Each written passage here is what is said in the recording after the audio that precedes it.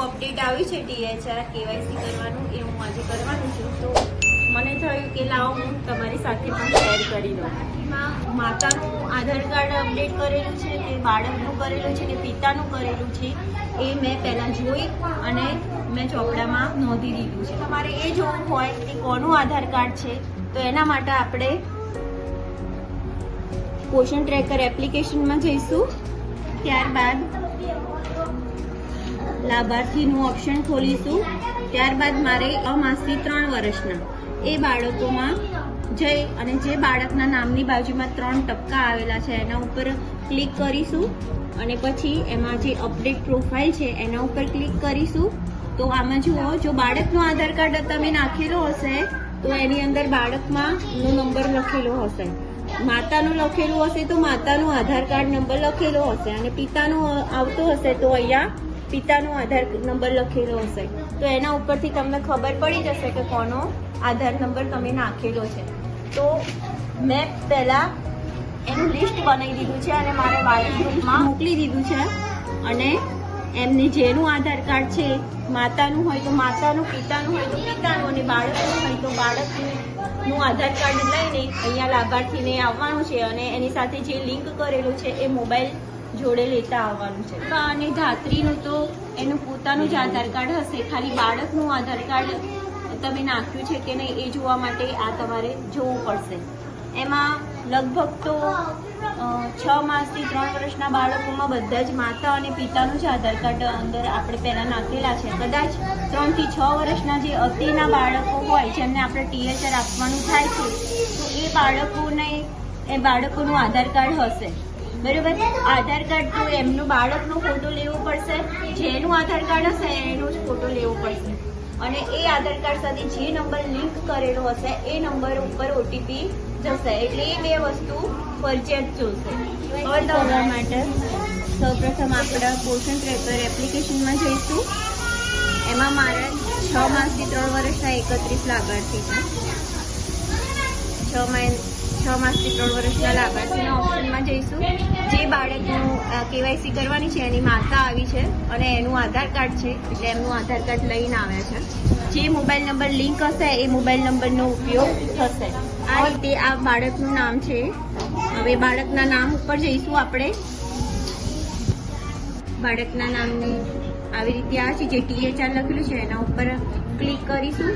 પછી એમાં લખેલું આવ્યું છે કે THR વિતરણ સાથે આગળ વધવા માટે મહેરબાની કરીને લાભાર્થીના માતા પિતા વાલીનો ફોટો લો અથવા પૂર્ણ કરો. તો એમાં આગળ વધીશું. પછી એમાં પણ પ્રક્રિયા કરવામાં આવી એના ઉપર ક્લિક કરીશું.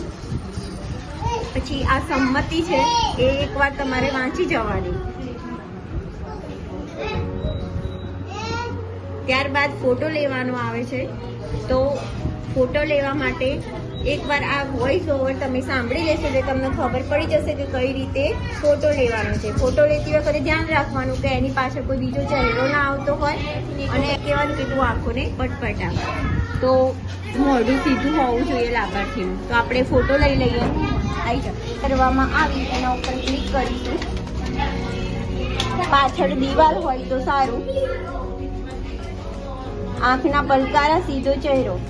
હવે કમ્પ્લીટ છે અને થોડી રાહ જુઓ એવો મેસેજ આવ્યો છે અને એનો ફોટો સફળતાપૂર્વક લેવામાં આવી ગયો છે. હવે સાચવો ઉપર કરીશું.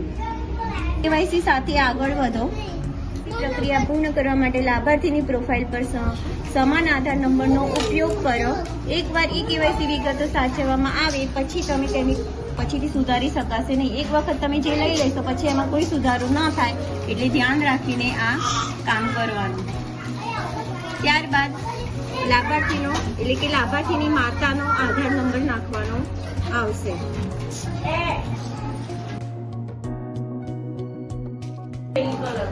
કરી દીધું છે. હવે જે કેપ્ચા છે એ જે કેપ્ચામાં જે રીતે લખેલું હોય એ જ રીતે બાજુના ખાલી બોક્સમાં એ જ રીતે આંકડા લખવાના. જો કેપિટલ હોય તો કેપિટલ, સ્મોલ લેટરમાં હોય તો સ્મોલ લેટરમાં, જો નંબર હોય તો નંબર. તો આપણે આ પ્રમાણે અહીંયા લખી દઈશું.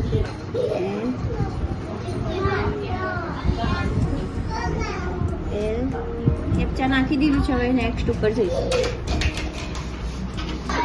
નેક્સ્ટ ઉપર કર્યા પછી આ જેનો મોબાઈલ નંબર છે જેના 4 આંકડા પાછળ દેખાય છે, લાભાર્થીને પૂછી જોવાનું કે આ નંબર ઉપર તમારો ઓટીપી જશે. તો એ નંબર ઉપર 6 આંકડાનો ઓટીપી આવશે, એ આપણે એન્ટર કરી દઈશું.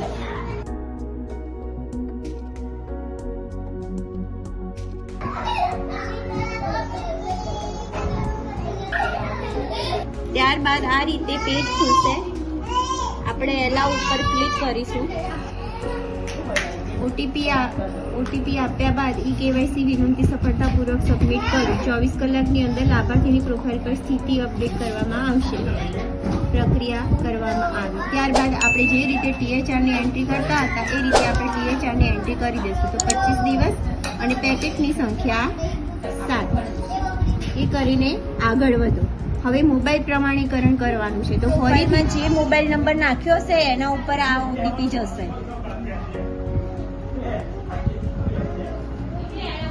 તો 4 મેસેજ આવી જશે કે હવે તમારો કેવાયસી અપડેટ સક્સેસફુલ થઈ ગયું છે. તો આ એક લાભાર્થીનું પૂરું થઈ ગયું.